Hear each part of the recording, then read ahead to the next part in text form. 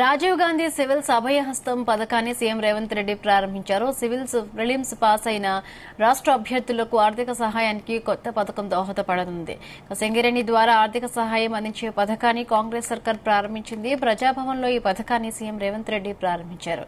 అనంతరం civils prelims pass అయిన రాష్ట్ర అభ్యర్థులతో సీఎం రేవంత్ రెడ్డి ముఖాముఖి నిర్వహించారు. ఈ కార్యక్రమంలో డిప్యూటీ సీఎం భట్టి విక్రమార్క, మంత్రులు సీతక్క, పొంగులేటి, జూపల్లి, తుమ్మల, కోమటిరెడ్డి, సీఎస్ శాంతికుమారి, వేం నరేందర్ రెడ్డి, ఎమ్మెల్యేలు, సింగరేణి సీఎండీ బలరాం పాల్గొన్నారు.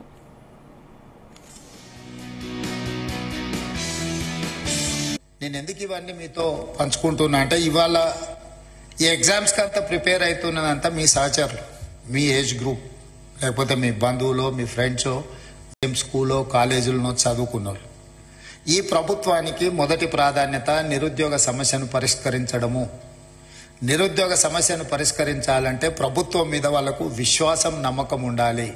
ఎస్, ఈ ప్రభుత్వం పరీక్షలు సరైన సమయంలో నిర్వహిస్తుంది, సమర్థవంతంగా నిర్వహిస్తుంది, సమర్థులైన వాళ్లను ఎంపిక చేస్తుంది, సామాజిక న్యాయాన్ని పాటిస్తుంది, SC, ST, OBC reservations and women reservations అన్నిటినీ పకడ్బందీగా అమలు చేస్తుంది. ఎవరు ఎలాంటి ఆలోచనలు కానీ అపనమ్మకాలతో ఉండాల్సిన అవసరం లేదు అనేది ఆ భావన రావడానికే ఈరోజు పబ్లిక్ సర్వీస్ కమిషన్లో సివిల్స్ మీరు ఎగ్జామ్స్ రాసిన వాళ్ళు ఎవరు కూడా ఎగ్జామ్స్ నిర్వహించిన సంస్థ మీద ఎవరు ఆరోపణలు చేయలే.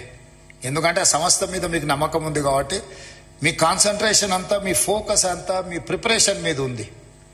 కానీ దురదృష్టవశాత్తు తెలంగాణలో గత 10 సంవత్సరాలలో ప్రతిసారి విద్యార్థులు పరీక్షలకు ప్రిపేర్ అయ్యేదానికంటే నిర్వహిస్తున్న సమస్య మీద కొట్లాడడానికి, ప్రభుత్వం మీద ఆరోపణలు చేయడానికే చాలా సమయం వాళ్ళది అందులో పోతుంది.